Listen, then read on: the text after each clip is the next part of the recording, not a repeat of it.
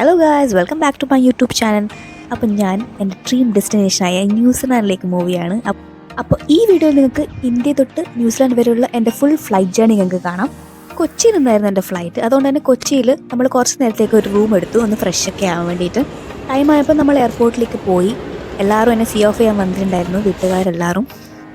എനിക്ക് പുലർച്ചെ 1:10 ഫ്ലൈറ്റ്. അതുകൊണ്ട് തലേ ദിവസം ഒരു 10:30 ആകുമ്പോൾ ഉള്ളിൽ കയറാനായിരുന്നു എൻ്റെ പ്ലാൻ.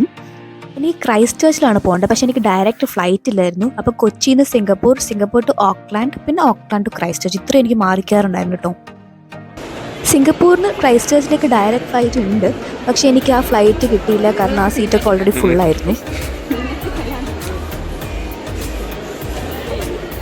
ഇവിടെ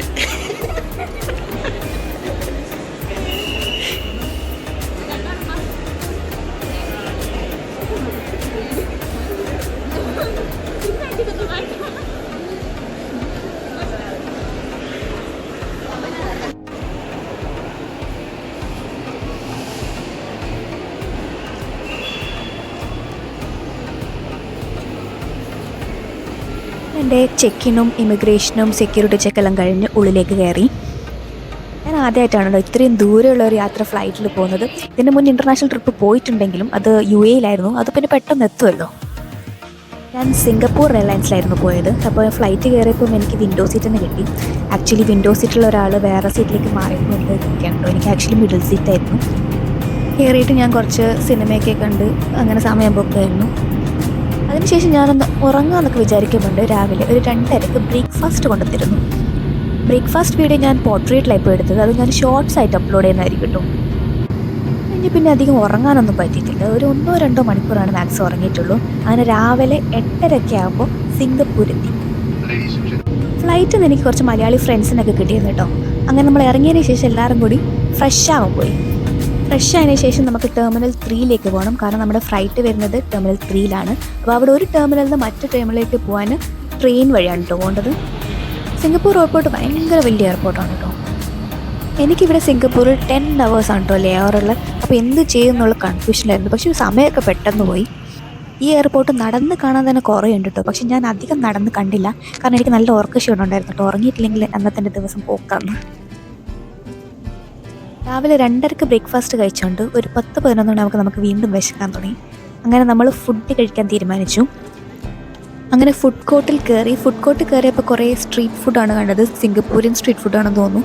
അങ്ങനെ നമ്മൾ കോർണറിൽ ഒരു ബർഗർ കിങ് കണ്ടപ്പോൾ അതിൽ കയറി. അവിടെ നല്ലൊരു ബർഗറും ഫ്രഞ്ച് ഫ്രൈസൊക്കെ കഴിച്ചു.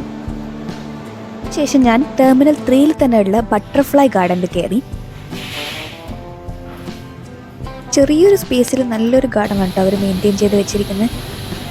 ഞാൻ അറിയാത്തൊരു കാര്യം ഉണ്ടായിരുന്നു. ആക്ച്വലി ഇവിടെ സിംഗപ്പൂർ ഫ്രീ ബസ് ടൂർ ഉണ്ടായിരുന്നു, പക്ഷേ എനിക്ക് മിസ്സായി. ആക്ച്വലി ആദ്യം ബുക്ക് ചെയ്യേണ്ടതായിരുന്നു, ഞാൻ അറിഞ്ഞില്ല. വേറൊരു പ്രശ്നം എനിക്ക് പറ്റിയെന്ന് വെച്ചാൽ ഞാൻ കാർഡ് ഇൻ്റർനാഷണൽ ആക്കിയെങ്കിലും ഡെബിറ്റ് കാർഡായിരുന്നു. ഇവിടെ ക്രെഡിറ്റ് കാർഡ് മാത്രമായിരുന്നു യൂസ് ചെയ്യാൻ പറ്റുള്ളൂ. സിംഗപ്പൂർ വരുന്നുണ്ടെങ്കിൽ അത് ക്രെഡിറ്റ് കാർഡ് ആക്കണം, അല്ലെങ്കിൽ ഒരു 4X കാർഡ് എടുക്കുന്നതായിരിക്കും നല്ലത്, അല്ലെങ്കിൽ ക്യാഷ്. എൻ്റെ കൂടെ ഭാഗ്യത്തിന് ആളുള്ളതുകൊണ്ട് ഫുഡ് കഴിക്കാൻ പറ്റി. അവർക്ക് പിന്നെ ഞാൻ ഗൂഗിൾ പേ വഴി പൈസ ട്രാൻസ്ഫർ ചെയ്ത് കൊടുത്തായിരുന്നു കേട്ടോ.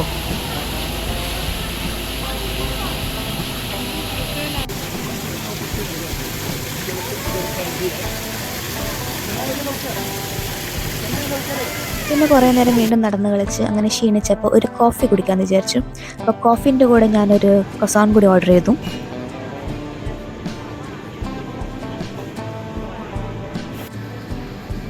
ഇതും കഴിഞ്ഞ് വൈകുന്നേരം 6:30 ആയപ്പം ഞാൻ അടുത്ത ഫ്ലൈറ്റ് കയറി. ഇത് എയർ ന്യൂസിലാൻഡാണ് കേട്ടോ. എൻ്റെ കൂടെയുള്ളവർ വേറെ ഫ്ലൈറ്റിലായിരുന്നു കേട്ടോ. അതുകൊണ്ട് ഈ ഫ്ലൈറ്റിൽ ഞാൻ വീണ്ടും ഒറ്റക്കായി. സിംഗപ്പൂർ എയർലൈൻസ് കാണാൻ കുറച്ചും കൂടി വലുത് എയർ ന്യൂസിലാൻഡ് ആണെങ്കിലും എനിക്ക് ഫ്ലൈറ്റ് തീരെ ഇഷ്ടപ്പെട്ടില്ല. തീരെ കംഫർട്ടബിൾ അല്ലാത്ത പോലെ തോന്നി. പിന്നെ ഞാൻ മിഡിൽ സീറ്റും കൂടി ആയതുകൊണ്ട് എനിക്ക് തീരെ ഉറങ്ങാൻ പറ്റിയിട്ടില്ല. കയറി കുറച്ച് കഴിഞ്ഞപ്പോൾ തന്നെ ഡിന്നറും തോന്നും. അങ്ങനെ രാവിലെ ആയപ്പം ഓക്ലാൻഡ് എത്തി. സെക്യൂരിറ്റി ചെക്കിൽ എൻ്റെ പെട്ടിയൊന്നും തുറന്നിട്ടില്ല കേട്ടോ. എന്തായാലും തുറക്കുമെന്ന് വിചാരിച്ചിട്ടാണ് പോയത്, കാരണം എൻ്റെ കയ്യിൽ കുറേ മസാലപ്പൊടികളൊക്കെ ഉണ്ടായിരുന്നു. പക്ഷെ എന്തോ എന്നെ വിട്ടു. ഓക്ലാൻഡിൽ നിന്ന് ക്രൈസ്റ്റ് ചർച്ചിലേക്ക് പോകാൻ എനിക്ക് ഡൊമസ്റ്റിക് ടെർമിനലിലേക്ക് മാറിക്കണം. അത് ബസ്സിലാണ് കേട്ടോ പോകേണ്ടത്. ക്രൈസ്റ്റ് ചർച്ചിൻ്റെ ബാക്കി വീഡിയോസൊന്നും എനിക്ക് എടുക്കാൻ പറ്റില്ല, കാരണം ഞാൻ ഭയങ്കര ടയേർഡായിരുന്നു. അപ്പോൾ ബാക്കി ന്യൂസിലാൻഡ് വിശേഷങ്ങൾ അടുത്ത വീഡിയോയിൽ കാണാം. ബൈ.